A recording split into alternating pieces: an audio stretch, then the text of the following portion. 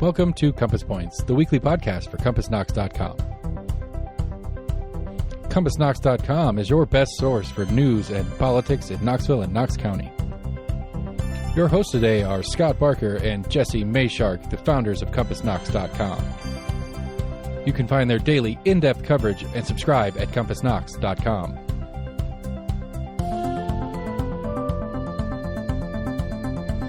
The Compass Point podcast is brought to you in conjunction with Almost an Agreement. Almost an Agreement is a layman's attempt to get a handle on the workings in government and politics that we deal with every day. Check them out at almostanagreement.com or subscribe for free on your favorite podcast provider.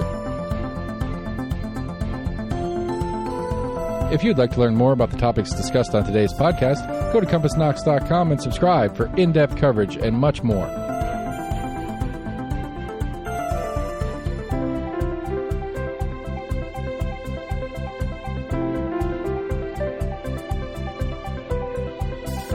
And now, here are your hosts, Scott and Jesse from CompassKnox.com.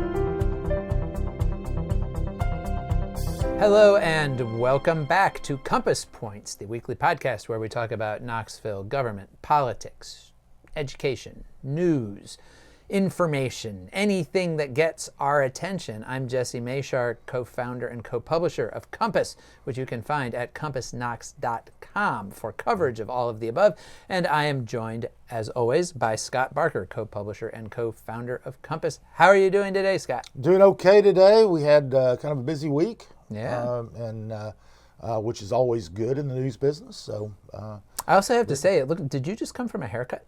I did just come from a haircut. You're not very, just now. Well, I was a also, couple days ago. those of you who are watching us on YouTube, which I don't know why anybody would watch us, but if you are watching us, you have a special treat here because I also got a haircut this week. This is probably the best coiffed that you're ever going to see us at the same time. It's as good as it gets. Yeah, And, which isn't saying a whole lot. Yeah. It really isn't. Especially If you're not watching us, if you're listening to us, I'm not saying this is worth going and queuing up the YouTube channel just to see our haircuts. They're not really that exciting, but we look a little less scruffy. Well, that's one thing. I always let mine go too long. Yeah, me too. Which my wife castigates me for. Likewise. But I always kind of go, well, if I let it go and it looks kind of ratty, and then I get my hair cut, everybody says, man, that's a great haircut. Yeah, you look really good. I know. You really get that bang from it. If I was one of these guys who got, every 2 or 3 weeks went to the barber shop and got it cut, it would never look any different, and nobody would say, you really look good. You don't today. Get those couple of days. It's 1 or 2 days. Even if the implication is you usually look kind of terrible. Usually look horrible, but anyway. All right, well, here we are, freshly coiffed. We do have some things to talk about this week. We're going to talk about the legislature a little bit, proposals there dealing with cannabis. University of Tennessee is trying to figure out how to handle all of the people who want to come there. Changes in our local educational K-12 landscape, a new program that the Knox County Schools administration rolled out this week, along with changes in an existing program. City Council took final action on the dog-tethering ordinance, which we talked about a couple of weeks ago. And we will start off with County Commission, which took final action on another topic that we have talked about fairly extensively here on the podcast before, which is the Belltown development. Scott, what is Belltown? Belltown is a large multi-use subdivision, essentially, that's been proposed for North Knox County, west on Emory Road, west of Clinton Highway. And Belltown is half, it's the big part of it. A lot of it is just kind of a subdivision, like you would think, different price points, smaller houses, larger houses, that sort of thing. And the other half is, they got a commercial development, they've got townhouses, they got apartments, and a park along Beaver Creek. So it's a big development. It's about the size of, I think it's Jacksboro. Right, because it's gonna have, like, between all those different kind of housing types, they say they're gonna have about 1,100 units, Right. which means 2,000 to 3,000 people. Yeah, It really yeah. is the size of a small town moving into this area of Emery Road. And so this had gone through Planning Commission already and been approved. And this is the county's first use of this new planned development process they have, which basically means you don't, if you're the developer doing the project, you don't have to do rezoning. The zoning stays the same. I believe most of this property was currently zoned agricultural. Yes. And so it's going to stay agriculturally zoned. They're not going to rezone it to residential the way you normally would. They're using this planned development process, which gives them more leeway to come in and do exactly what they're doing. Say, well, we kind of want to do some things over here, some things over here. You know, if they were going to zone this project for all the different things they'd want to do, they would probably be looking at several different actually zones. And the commercial area would have to be neighborhood commercial, and then you'd have different levels of residential zoning. They don't have to do any of that. They just had to come up with essentially a master plan, show Planning Commission, this is what we're going to do, this is where we're going to put everything, and you have to have public benefit from it in order to get approval for this planned development. Right. Yeah, that is a big component. Is there has to be a benefit to the public in this development. Primarily the benefit to the public, not the only one. They are gonna be doing road improvements, and the developer's going to be paying for those. There's going to be a new traffic light because it's a small town. It's going to be a one traffic light town, but it's still a small town. But the park is the main thing. They're going to take that. They're going to donate it to Legacy Parks Foundation. They're going to develop it and turn it over to Knox County government. Right. So it'll be a public park open will to be everybody. Anybody can go there. It's not just for the residents. Anybody can go there. They're going to have playground stuff and ball fields, and they're going to have a kayak launch point for Beaver Creek. So, I mean, it's going to be it's going to be a pretty decent sized park, but that is the primary public benefit that they are providing in exchange for being able to do all these things. Like you said, I don't even know if they would be able to get a rezoning approved for commercial use on that property because Right. it is so far from any other commercial property. And it's kind of one of the things that when you follow zoning things, if you're not next, if you want to develop commercial property and it's not next to other commercial property, you're probably not going to get approved. Right. So- Well, it can fall under what they call spot zoning, where Right, you kind of yeah. drop a foreign zone into the Right. middle of an area that But, doesn't have any of it. Yeah, but this process allows for that kind of spot zoning. I mean, it's not really spot zoning because Right. they're not rezoning, but the development, is like that. It does give, like we've said, it does give these developers a little more leeway into what they develop, but they also have to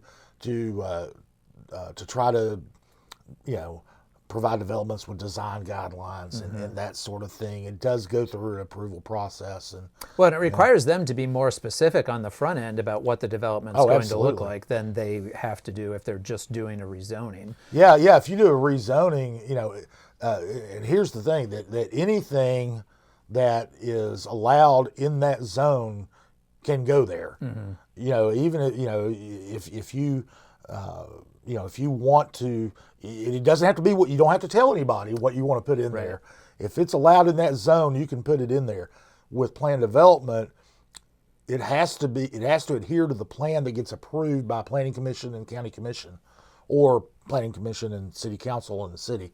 So it does pin the developer down to a specific plan before it's all approved and dirt gets moved. Right, and the discussion at County Commission this week, so this did get approved on a 9-2 vote, but there was some discussion about basically whether the developer is being pinned down enough. The developer is Smith Built Homes, which has built subdivisions all over the county, and this is a stretch for them. They're building something new here. They've never built Right. anything with this kind of mix of housing, commercial area, and so forth. They did have, coming out of Planning Commission, there were 11 conditions attached to the plan, which are all spelled out, the things the developers committed to doing.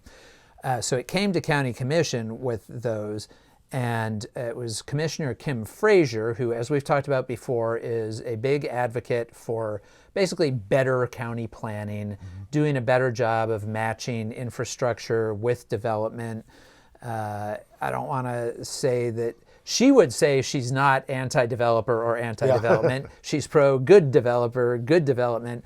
Developers, I think, might sometimes have a different take on that. But so she kind of spoke up and said she really liked the project, the way it was laid out, and she thought that Smithfield Homes had done a lot of good work in kind of explaining what they were going to do. And she was kind of buttering them up and said, but I do have these 18 other conditions that I would like to add on top of the 11 conditions that were there. And then she read all 18 conditions, and most of them really fed off of the 11 conditions that were already there, but we're kind of trying to put some more specifics in it. Like, you say you're going to work with the county to make these road improvements. What do you mean work with the county? How much are you going to pay? Are you going to pay half of it? Are you going to, is there a set dollar amount? And also, what is the timeline on some of these things? Because in those 11 conditions that were approved by the Planning Commission, a certain amount of it was just kind of assuming these things will be worked out as the development goes along. And so Commissioner Frazier was really trying to say, well, you say you're going to do this, so let's put it in writing.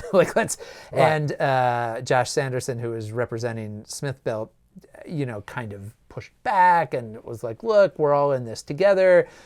He had a long analogy that he was comparing it to getting married. He's like, we're proposing to you, let's say yes, and then we'll kind of figure out as we go, what the plans for the wedding are going to be, and so on and so forth. Ultimately, none of Frazier's conditions got added.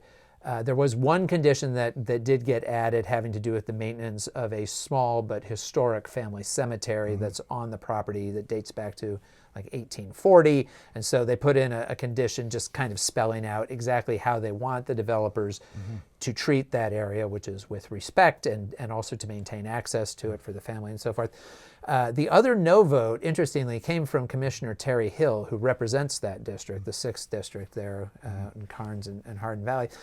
And she really kind of made it sound like she liked the development. She thought it was bringing a lot of good things to the area. And she also noted that if they didn't do this whole plan development, they could still pursue the kind of more conventional rezoning and put in almost as many housing units without any of the other stuff that they're doing with it. And so she kind of said, if we turned this down, I don't really think we'd get anything better here. But she heard so much blowback and pushback against it from her constituents, people who live in the area who are very concerned about bringing thousands of new people in, what that's going to do to traffic and everything else there, that she said, just as representing her constituents, like she was overwhelmingly hearing negative opinions about it. So she voted against it, even though she kind of sounded like she would have preferred not to. Well, one of the things about that is, you're right. It would have, at some point, this property probably would have been developed anyway. Right.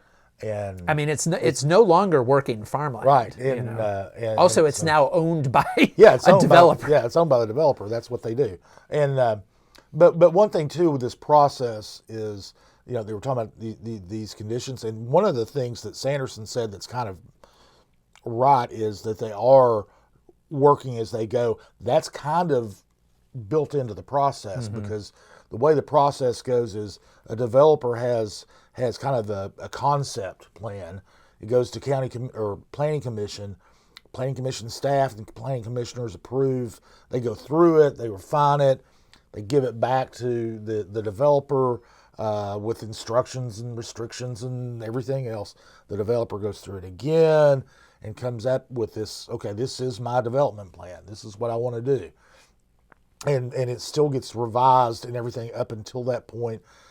Planning Commission approves it. Then it goes to the County Commission, and which was what happened last week, and they vote on it. But yet it still goes back. They still make revisions to it. They still are in consultation with the Planning Commission staff, and then eventually they give it to the Planning Commission staff. And as long as it basically conforms to what County Commission and Planning Commission had approved, it's a done. They sign off on it, and it's a done deal. And they go forward, and by that, it's one of those things where, they wouldn't be able to go in and decide to just take out the commercial development part or the park part. Definitely, they might be able to. They might have to move a road. Right. And reduce the number of townhouses and increase the amount of commercial space slightly. Those are the kinds of minor things that they would still be able to do. But by and large, it's the concept of it is going to move forward. Right, barring some kind of major change in it, it will not come back to any further vote of Planning Commission or County Commission. They have their approval, as you say. They'll work with planning staff, but they're intending to get going pretty soon on it. So those of you who live up around that area can probably expect to see some serious dirt moving as the year moves along. But one thing is, they're not just going to just drop this down. They've anticipated it's a phased development. 10-year build out, so it won't be fully populated until 2033 or so, 2034, somewhere around in there. So, it's not going to be an overnight change. It's not going to be, the schools in the area won't be, bursting at the seams, next week. Immediately. But at some point, those are the kinds of things that in the county, when you talk about new developments and infrastructure, that, there's always a concern. What's it going to do with the schools? And, those schools will be, the schools that are served by that area will see additional students, but it'll be over the next 10 years, not the next 10 months. Right. All right. Well, so that meeting was last Monday. The next night, Tuesday, City Council got together and they put the finishing touches on the dog-tethering ordinance. So where are we on that? Oh, the dog-tethering ordinance. Yeah, we talked about that a couple of weeks ago. We went to a great bit of detail. And it did get changed. On first reading, council approved basically a ban on unsupervised dog tethering. You had to be out in the yard with your dog if you tethered it, and you not only had to be in the yard, you had to be within eyesight of the dog. Mm-hmm. You had to basically be. Take your dog out, tie it up, and just stand there. Yeah. And that's what passed 2 weeks ago. Then last week, the council met and they revised it. They thought that requirement that you had to be within eyesight was a little too much. Although they didn't revise it much. Mm-hmm. I mean, there was talk about, well, as long as you're on the premises, if you can be inside the house, it's okay. Especially if there's a time limit. You can tether your dog outside for 15 minutes, as Councilman Tommy Smith suggested. Put the dog out there for 15 minutes while you get ready for work or whatever it is you're doing, and then go back and get it. Then the other thing was, okay, you have to be outside, but you don't need to be within eyesight of the dog. Mm-hmm. So it's not your eyesight, it's the dog's eyesight within the dog's field of vision. And that's what they ended up going with is okay. You do still have to be outside, but you can be around the corner of the house. You still have to be outside. You can be, if the dog's in the backyard, you can be in the front yard trimming the hedge. Mm-hmm. If the dog's tethered on the side yard, you can be on the other side yard or the backyard, tending your garden or whatever. You can do all those things, but you do have to be outside. Like I said, they talked about a time limit on letting you tether your dog unsupervised for a certain amount of time. 15 minutes is what they discussed. That got rejected because it was very difficult to enforce. Yeah. And I think we anticipate that any enforcement of this is going to be primarily complaint driven. It'll be neighbors or people in the neighborhood calling in. Right? It's all going to be complaint driven. And one of the things they talked about, and they discussed this for a couple hours again. I mean, it's been the most discussed ordinance in the city since Recode Knoxville, I think. but they they talked about whether it would increase calls, or not. Would it would and there were. Councilwoman Lauren Ryder talked about other cities that done this, and they say that they didn't have an increase in calls.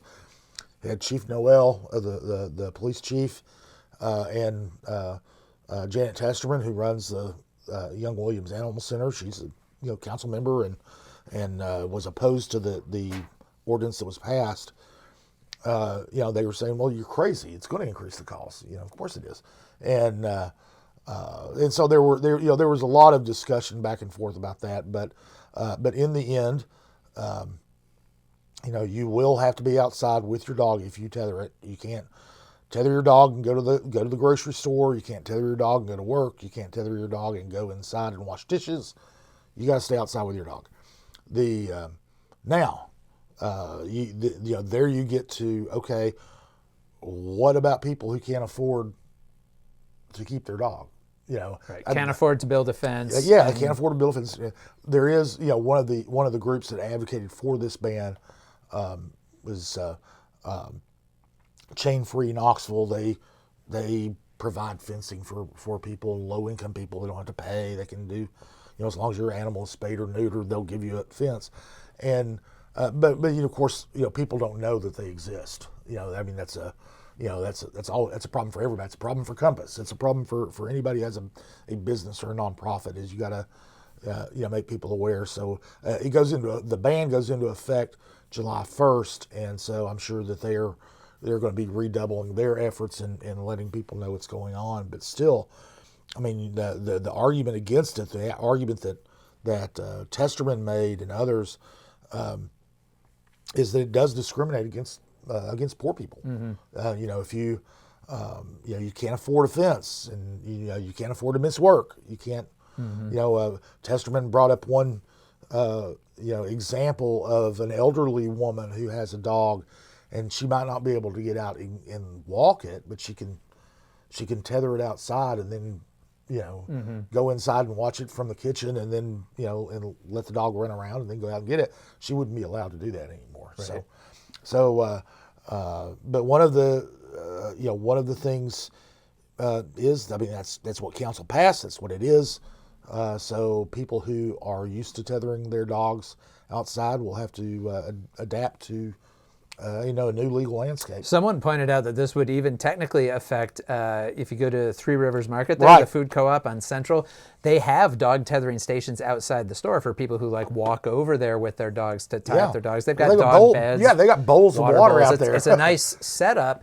But that would actually be illegal. Yeah, technically it would be illegal. So we'll see if they maintain that or not. One of the things too is this was brought up some, is that the animal control officers will use their discretion on things like that.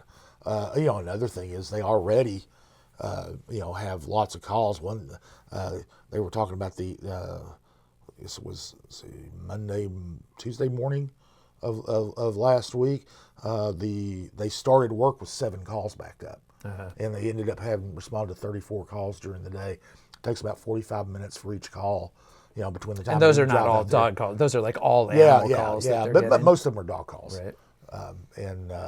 And so they have they're not, if somebody calls and says, there are 50 people shopping in Three Rivers Market, and one of them tied their dog outside, they're probably going to go, well, yeah. I'm going to go try to track down this, pit bull who's on the loose over here instead. Right. But you're right. Technically, that would be illegal. Well, County Commission also has a dog tethering ordinance on its agenda for February. It was actually on this month's agenda, but it's been deferred. And what's on the agenda right now is less restrictive than what the city passed, but we'll see how that discussion goes next month. All right, let's talk about education. There was a big announcement on Thursday, one of these big splashy press conference type things that the administration puts together. I will say this is something we're seeing more of with Superintendent John Ryswick.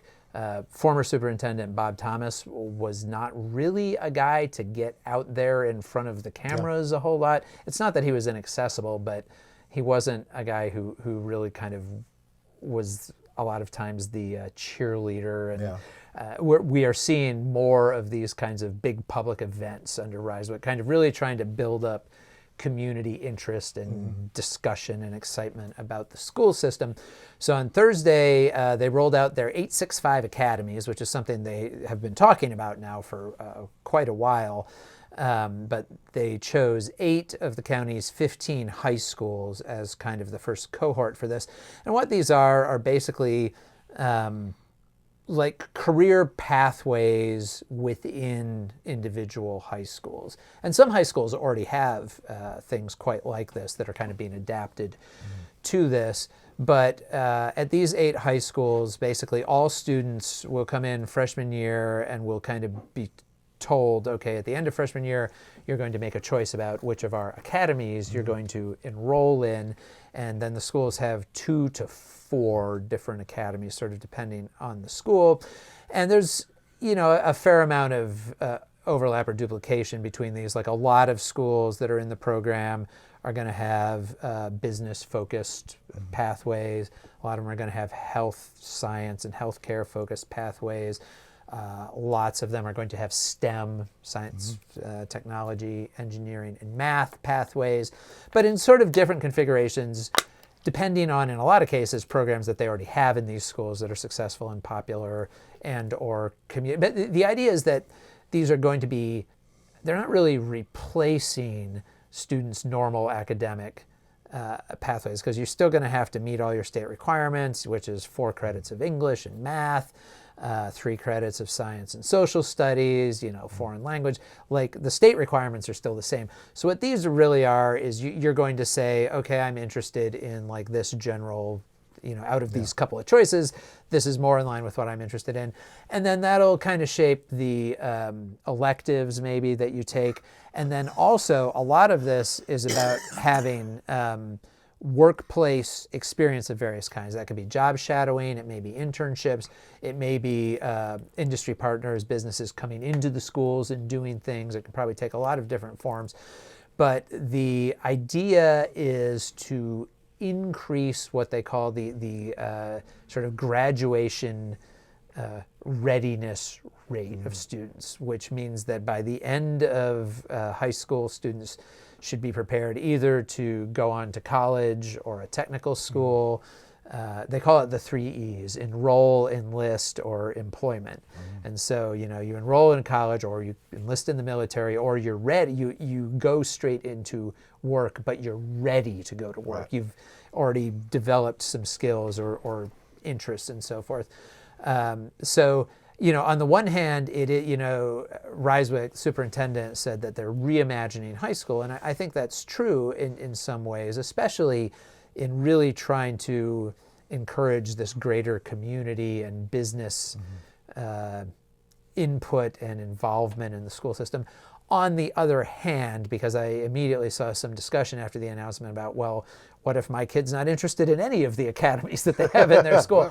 Like, kids are still going to be taking probably most of the same classes they would have taken.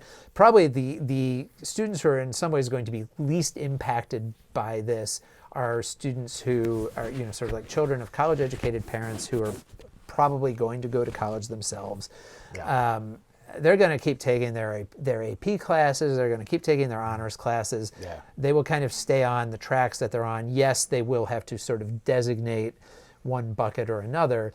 But the idea is not to say, well, no, we don't want you to go to college and study, medieval literature or whatever it is you're interested in. You have to be a welder instead. It's not about that. It's really much more focused on the kids who are not currently going on to college and are graduating without any really clear sense of sort of what happens next. The goal is to have every kid with sort of some clear sense of what happens next. That's probably a hard goal to reach, but that's that's what they're shooting at. Yeah, and it's not going to be, I mean, I know that with the city getting ready to open its public safety complex next to Fulton High School. Right. That they're going to be working with Fulton on, I imagine that one of the academy areas at Fulton is going to be first responder stuff, because they'll be working with the fire department, emergency services, and police department, and emergency services. Now, that doesn't mean if Carnes doesn't have that doesn't mean a kid from Carnes can't be a police officer or sheriff's deputy. Can still do that. And students also can apply for, as they already can, they can apply for transfers between schools. And maybe as these academies get established, we'll see more of that kind of transfer between schools, which already goes on a lot. But so that was that announcement, the 865 Academies. And then we also had a story about the future of another program here, which is the Community Schools program, which some people may be familiar with. It's been operating for, I want to say, about 15 years, a dozen to 15 years.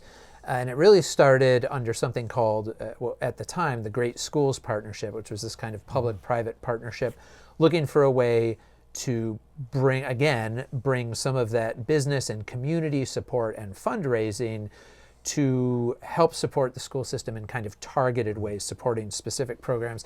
The Community Schools program was the largest of those, and it operates at 16 schools, most of them urban schools, most of them serving, but not all of them urban schools. There are some rural schools in there as well, but mostly serving schools with large kind of low-income student populations. And what they provide is, a lot of it is after-school activities, but they're not just after-school programs. It's not just a place for kids to kind of go and be babysat for a few hours. They do really specific academic support after school for kids who need it, but they also bring in community resources. So in some schools, for example, they bring in health clinics, which don't only serve the students who are there, but also families in the community. Right. The idea of community schools is really that the schools become a hub for various kinds of community services. And it looks different at every school because it kind of depends on the community and the resources that are there, or the nonprofits who want to come in and work with them. So that program is actually going to be shifted. Well, so the Great Schools Partnership, first of all, doesn't exist anymore. It expired a few years ago and was replaced by the Knox Education Foundation. And the Knox Education Foundation has just hired a new director, Mike Taylor, who comes in with a lot of experience in education foundations elsewhere. He actually is from East Tennessee originally, graduated from Oak Ridge, went to UT, so this is in some ways a homecoming for him. But he's worked in these education foundations, which have grown up across the country over the last couple of decades. Again, that same kind of idea of bringing community resources and funds in to help support public education in school systems, and really to do kind of research and development, run pilot programs. Say you've got like a teacher or a principal at some school that thinks, wow, what if we could raise some money to do this particular thing, that would be really cool. And so maybe the Education Foundation supports it at that one school to see how it works. And then if it turns out that, hey, this is a really successful program, then it can go countywide and also can try to, support it within the regular schools budget. And Taylor said that's kind of what Knox Education Foundation wants to be really focused on. They're going to be working a lot with these 865 academies, for example, trying to support those. They're less interested and focused on kind of running ongoing programs of their own. And so the Community Schools program is actually going to move over under the supervision of United Way. And they're going to be taking that over July 1st. And everybody says that, if you're concerned about the future of the Community Schools program, it's not going away. You've got my microphone snagged there. Sorry. That actually Matt Ryerson, who's the executive director or CEO of United Way, says he thinks they'll be able to bring more support to it and also really build data around it, what's working where, and so forth. So it is still going to be running. And, this is an interesting thing for United Way, because United Way, as Knox Education Foundation is kind of saying, we don't want to be running programs. United Way, which historically has not been in the business of running programs, they've been in the business of raising money and supporting existing nonprofits, in recent years has actually moved a little bit more into running programs. They took over the Alliance for Better Nonprofits, is now housed there. Volunteer East Tennessee is now housed there, and so now they're also going to have community schools there. And Ryerson says that these are all programs that fit very well with United Way's mission, and that they're still doing their kind of traditional work of, they still have their annual fundraising drive. They still serve as sort of like a collection and distribution point for donations to local nonprofits. But also they have found ways to kind of fill in some of the gaps between those nonprofits, which they know well, because they know who the nonprofits are, they know the work that they're doing. And so these are programs that they're kind of taking on because they think they're important to help support the work of those nonprofits. But, it is a bit of a shift in focus for that agency too.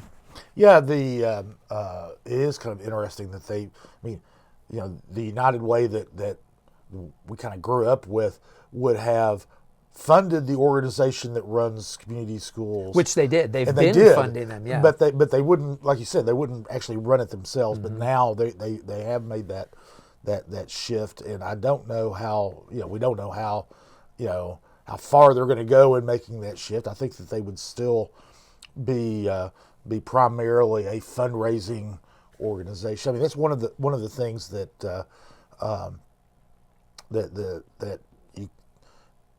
benefits of working with the United Way for some of these nonprofits is the United Way is almost like the good housekeeping seal of approval for nonprofits. If you're working with the United Way, then you meet certain accounting standards and they're pretty rigorous. I know people who have gone through becoming a United Way agency or applying for United Way grants, and it's a lot of work. Yeah, and so in exchange for that, you get their like I said, it's their seal of approval. It helps you raise your own funding, and but it's interesting that they are shifting a little bit toward running their own programs. And I think one thing to mention here is we have an interesting shift where a whole bunch of sort of interconnected or related agencies all have new leadership within a few years of each other. So Matt Ryerson at United Way has been there, I think, about 3 years.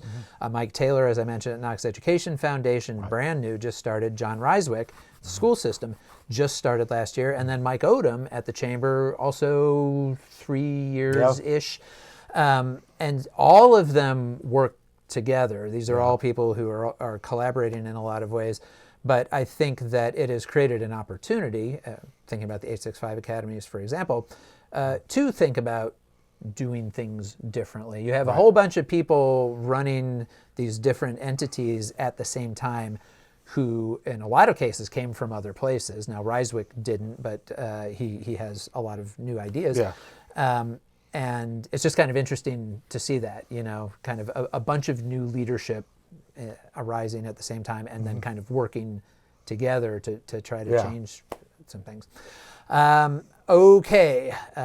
University of Tennessee, we had some news this week just about the sheer number of applications that they're getting for next year's freshman class. What's going on there? Oh, man. The University of Tennessee has become quite the popular destination for, or at least desired destination for high school seniors. This year, they've already, as of the first of the year, hit about 49,000 applicants. And that seems like a lot. It is a lot. It's 40%. That's more than total students they have. It is more than total students they have. It's 40% more than the number they had at the same time last year, which was a record year. And so you've got all these people. One of the there are a lot of reasons for that, especially at a time when overall college attendance is dropping. But one of because of demographics. But the state's flagship schools have avoided that, and in UT's cases, they're even growing. But there's so many there's so many applicants that UT is going to actually cap their freshman class at below last year's freshman class level, which was about 6,800 freshmen they had last year. They'll be somewhat smaller. They say they don't have a number. These are people who do research and numbers. They probably have a number. They've got a number. Yeah. They might not tell us what the number is, but I think they've got a number. But it'll be below 6,800 freshmen. Part of that is the housing crunch. UT has a severe housing problem. They had to because of these big of these big classes. They've got they're basically leasing out a hotel, a Holiday Inn in West Knoxville, to house some students, and then and the community at large really has a hard time absorbing it because the apartment rental market in Knoxville is full. It's almost impossible to find an apartment. So there are all these things are kind of coming together. And so they're going to have a smaller class. It's going to be only about a quarter of the applicants are freshmen. Are Tennessee residents. It's only a quarter of them will be in-state. The number of out-of-state applicants has exploded. Huh. And is that because of the football team? Well, it's funny you should mention that. In many ways, yes. Mm-hmm. Went to a meeting on Friday morning. And Chancellor Plowman was talking about this with there's an advisory board for the Knoxville campus, and she was talking to them. And the night that UT defeated Alabama, they got several hundred applications right after the game ended, and the next day got more than 1,000. I can't remember the number off the top of my head, but. A 4-figure number the next day. Wow. So yes, the better that the football Vols and the basketball Vols and the baseball Vols, all three of which have been in either ranked number 1 or in the top 10 in the last season. So when they do well, applications go up. People want to be. I guess associated with the winner. So well, and it just gives you visibility, obviously. Yeah. I mean, and that's one of the things that Plowman talked about was, they've been on Sports Center like 4 times. Mm-hmm. They had their game day. Game day came to Knoxville like 4. Actually, it will be this past Saturday since this is going to be airing on Sunday. 4 times this year. And every time they do that, you always get that little promo spot advertising the university. Absolutely. And then they do, aerial shots of the stadium and the campus and yes, everything. Yes, they do. So probably helps sell it. Oh, it definitely does. And so, and the problem, as you said, was now they don't have enough space for all the people who want to come here. And they don't know exactly how they're going to address it. There's one of the things they are working on a pilot program. They have not shared details about how it's going to work. They say that they're still working through details.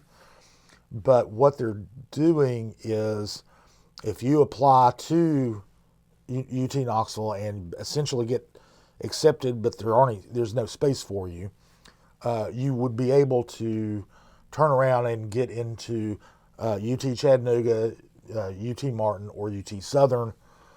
You got to have the scores, you got to have the GPA, you got to have all that too. But that would be an option in some form or fashion. It's still unclear exactly how it would work. Hard to know how attractive it would be because you have to think people applying to the flagship campus want to come to the flagship campus. They want to come to the flagship. Yeah, I mean, if they wanted to go to UT Chattanooga, they'd apply to UT Chattanooga. Right. But and the other thing is, and this is a kind of one of these weird dynamics because kids, especially the way that the application process is set up now, kids apply to multiple, sometimes dozens of universities, and that's one of the reasons that they might have 40,000 or 50,000 applicants and only have a class of 6,000 students, because quite frankly, UT is the second, third, or fourth choice among the schools that a lot of these kids apply to. So if Vanderbilt's their top choice and Vanderbilt accepts them, then they've also applied to UT. But even if UT's accepted them, they're not going to go.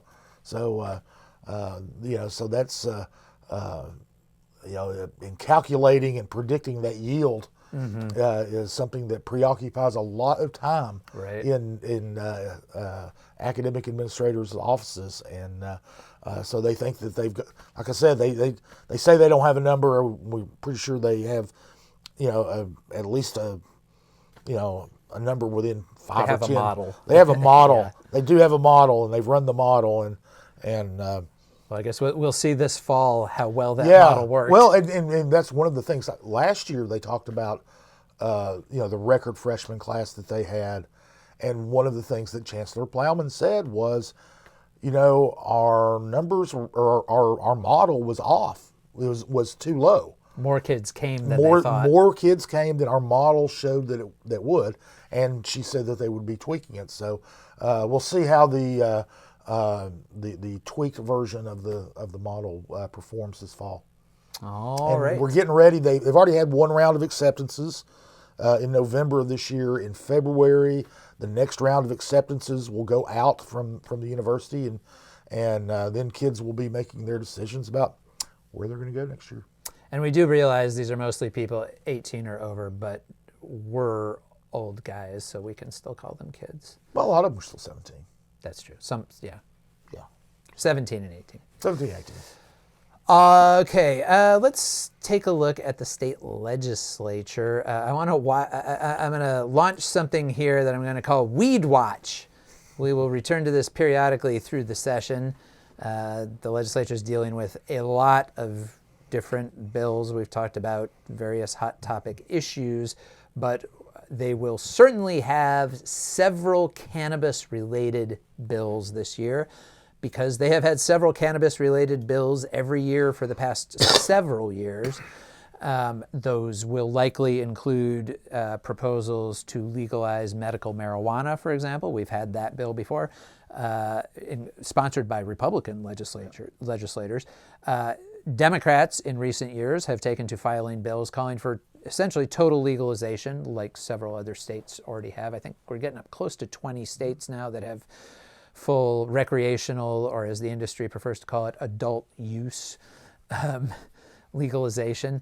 But a bill that has been filed and that may have better odds of getting passed than any of those other ones has to do with Delta-8 and with these THC. So THC is the intoxicating compound in marijuana. It is present in cannabis plants generally. The legal distinction between what we call hemp plants and what we call marijuana plants, which if you've never seen them side by side, you can't tell the difference between hemp and marijuana. They look the same, they smell the same.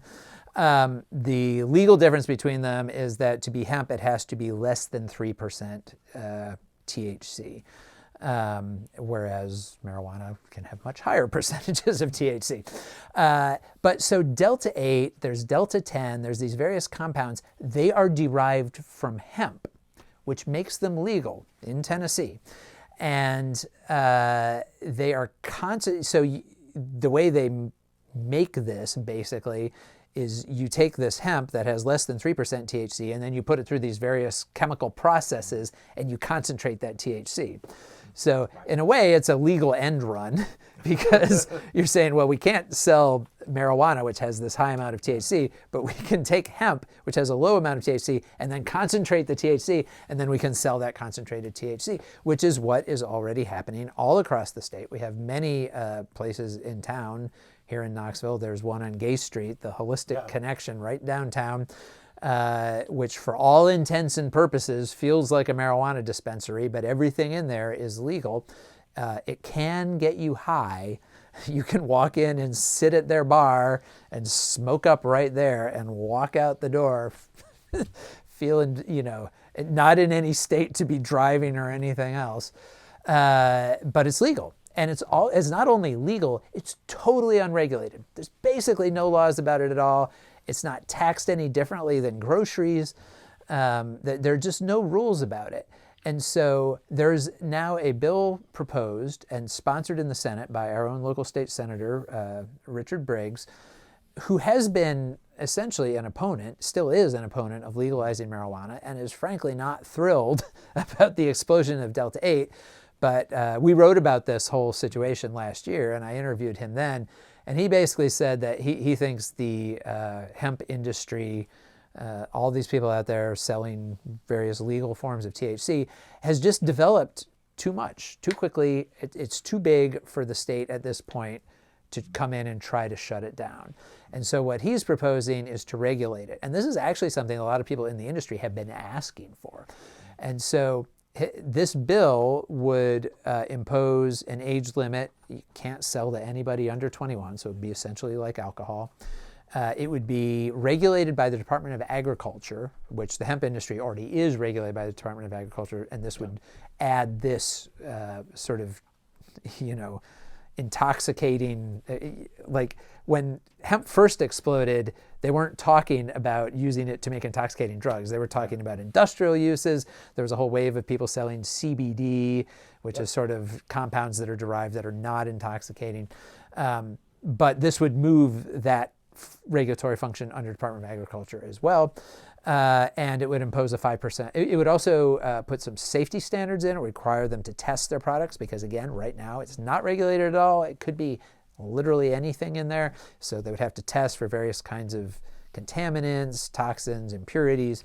And there would be a 5% extra tax, similar to the tax you pay on alcohol or cigarettes, right. What we call sin taxes. All of that is in the bill. That the hemp industry is pretty receptive to it, because a lot of places that sell this stuff are already doing these things just on their own to try to be as kind of politically palatable as possible. They're already restricting it to over 21. They're not collecting taxes, of course, so this would be an extra source of revenue for the state. But it's sponsored in the House by William Lamberth, who is the Republican majority leader in the House. Briggs is a pretty senior member of the Republican caucus in the Senate. So it's got political muscle behind it. House Speaker Cameron Sexton has not weighed in on it yet. He said he kind of wants to hear from various other sources on it. But this could, first of all, resolve the weird situation that we have now, where we have this thing that's legal and intoxicating and just totally Wild West, wide open, and create a framework for it.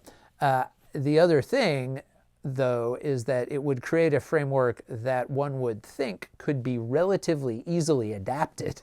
Once you have built a legal regulatory structure for cannabis in Tennessee, to another form of cannabis, which, as we said, looks, smells, and really behaves more or less the same way.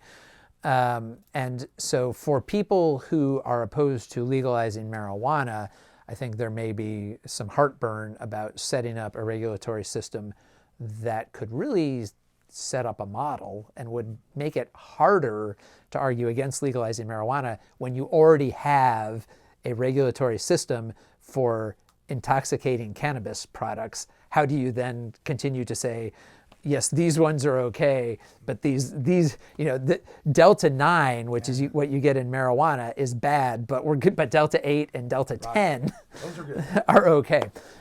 So we'll see what happens with the bill on our next episode. I'm going to call it now, not our next episode of the podcast, but the next episode of Weed Watch. Before Weed Watch ends, I just want to jump in. It's 0.3%. I'm sorry, not 3%. Yes, 3% would be a lot. You're correct. Right, the only reason I want to jump in was that distinction is significant. Yes, 3% THC would be a lot of THC. Yeah. But right, 0.3% has to be under that. And that closes this week's episode on Weed Watch. Of Weed Watch. And before we get to our Q&A segment, Seth, let's take a little break because I want to look up some numbers.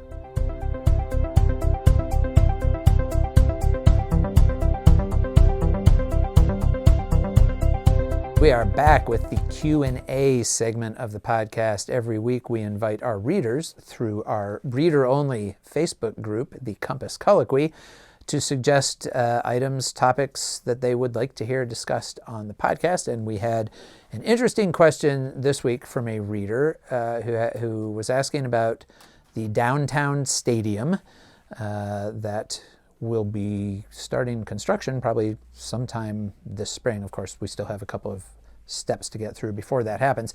But the question was, as we know, this was delayed for a year last year because of high construction costs. They were hoping that some of those costs would come down. They just wanted to give things a little time to cool off, which does seem like it's happening in the construction market. Somewhat. And inflation moderating a little bit in the broader economy.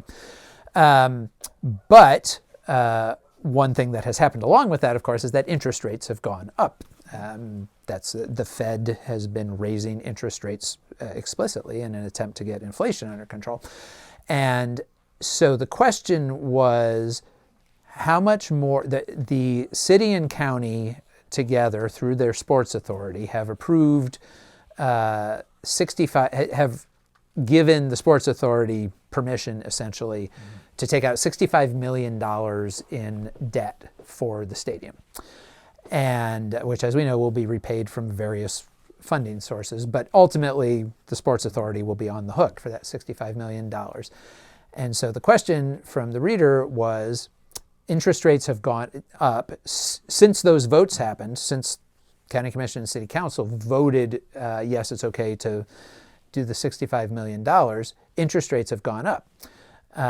Including on municipal debt or the kind of the public, the bonds that they will use to pay for the stadium. And so the question was, well, how much more is this going to cost now? Basically, is this project going to be a lot more expensive now for the city and the county than it was anticipated being at the time they approved it? And it's an interesting question. It's a little bit of a complicated one. So first we'll talk about the simple answer, and then we'll talk about why it's not that simple. The simple answer is yes. Well, the simple answer is yes, but also maybe not quite as much as you might think. So when pre-pandemic, let's say, I talked to Chris Caldwell, Knox County's chief financial officer, about this the other day, and he said that in 2020, when they were sort of initially talking about the initial plans for the stadium, those kinds of bonds, interest rates were very low. All interest rates were very low, but they were running about 2.5% at the time.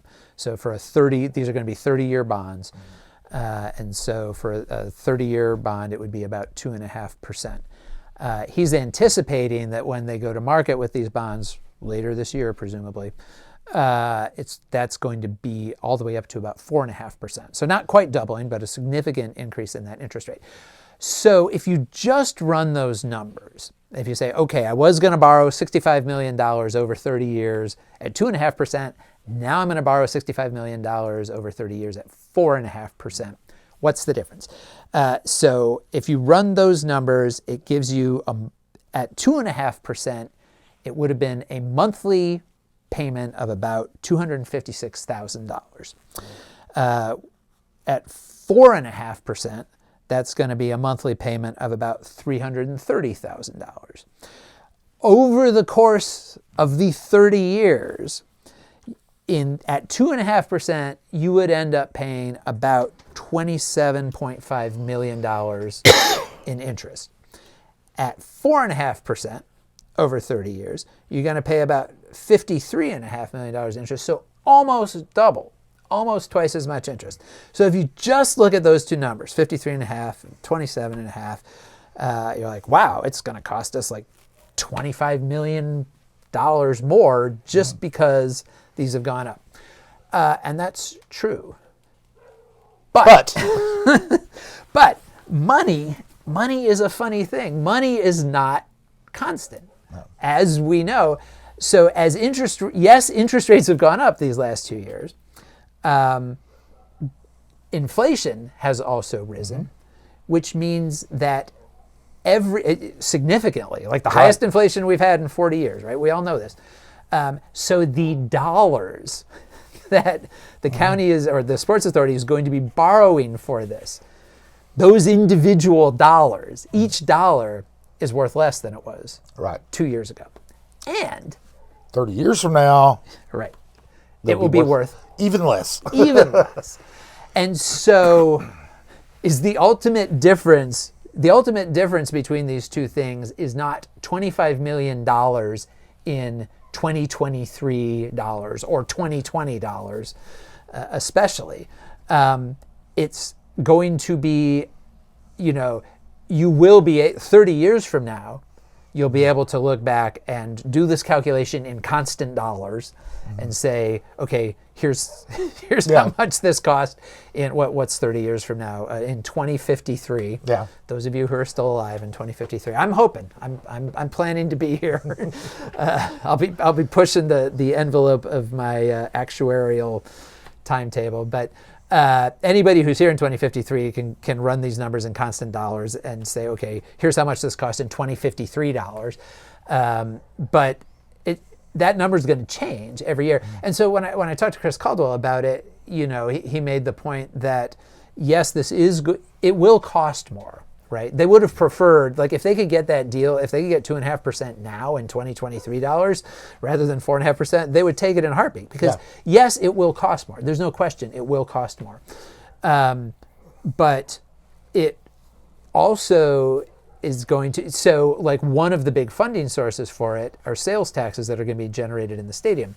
Well, because prices have gone up, the beer that somebody buys in that stadium in a couple of years when it opens is going to cost more than it would have had we not gone through this big period of inflation. And so that is going to generate more actual nominal sales tax dollars than they would have generated had we not had this run-up in inflation, which is what led to the rise in interest rates. And so Caldwell's point was that, he said, yes, this is going to cost more. Like, there's no question. He thinks it's still going to be within, like, a manageable, that the amount that city and county are each going to have to put in each year is still going to be within, their sort of budgeted, yes, it will be more, but he thinks they're going to be able to cover it essentially mostly with the extra revenues that they'll get as a result of higher prices. And also we've had a big run up in property values. Yeah, and plus, they always budget with wiggle room. Right. So. Yeah. And so that's the answer. It may not be a very satisfactory answer. The answer is it will cost more. You can calculate what that cost will be in different ways, but to get a real sense of it in constant dollars would require making a whole bunch of assumptions about what's going to happen over the next 30 years. And we just don't know what those things are. But yeah, it will be a bit more expensive. It's a more expensive deal than it was a few years ago. But that $65 million that they were going to borrow 2 years ago is going to be worth less when they borrow it this year than it would have been then too. So there are a lot of variables basically. Which is one of the reasons that the financing package now includes a possible loan from Randy Boyd. Yeah, a probable loan from Randy Boyd. Yeah, so that is the answer, and we will of course track this as all of it actually takes shape. Once those first of all, it'll be interesting to see what the terms are of those loans. We'll know those within, I don't know, I guess the next several months anyway. Well, what we should find out probably by next month is what the guaranteed maximum price will be for the stadium. Right. And then everything else flows from that. So it could be anywhere from $90 to $100 million, essentially. That's kind of But the $65 million stays constant. That's what's been yes, approved. yes. Those are the bonds that the sports authority is going to do. That is all they've been authorized to go for, and that's all they're going to go for is the $65 million. The other, I mean, there are other sources of paying for the stadium. There's $13.5 million grant from the state. There's the aforementioned loan that Randy Boyd has said that he would give, and so there's the $65 million. It's not a $65 million stadium.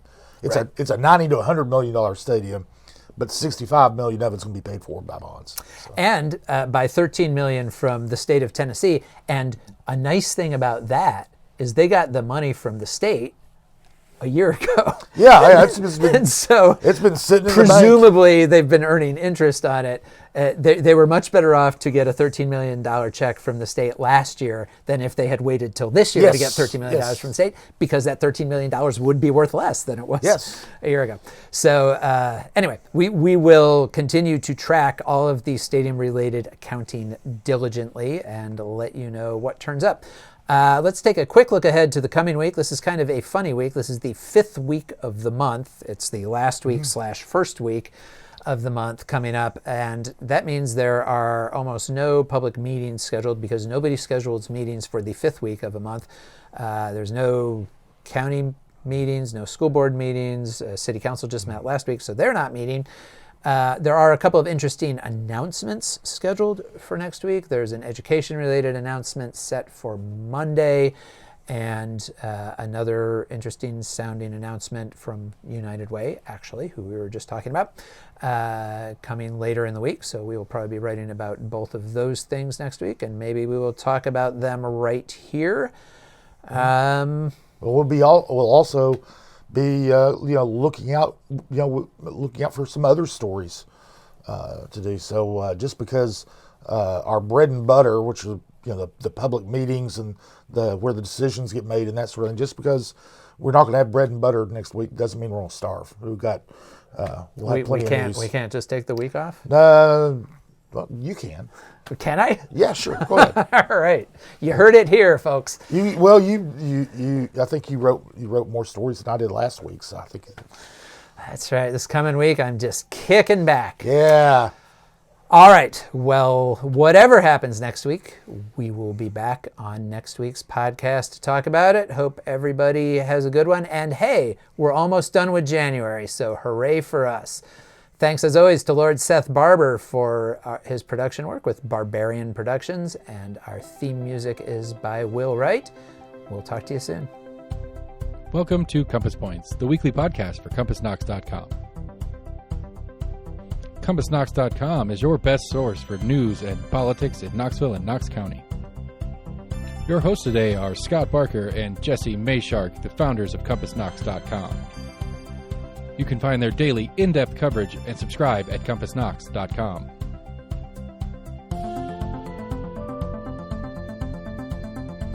The Compass Point podcast is brought to you in conjunction with Almost an Agreement. Almost an Agreement is a layman's attempt to get a handle on the workings in government and politics that we deal with every day. Check them out at almostanagreement.com or subscribe for free on your favorite podcast provider. If you'd like to learn more about the topics discussed on today's podcast, go to CompassKnox.com and subscribe for in-depth coverage and much more. And many thanks to William Wright for composing our theme song.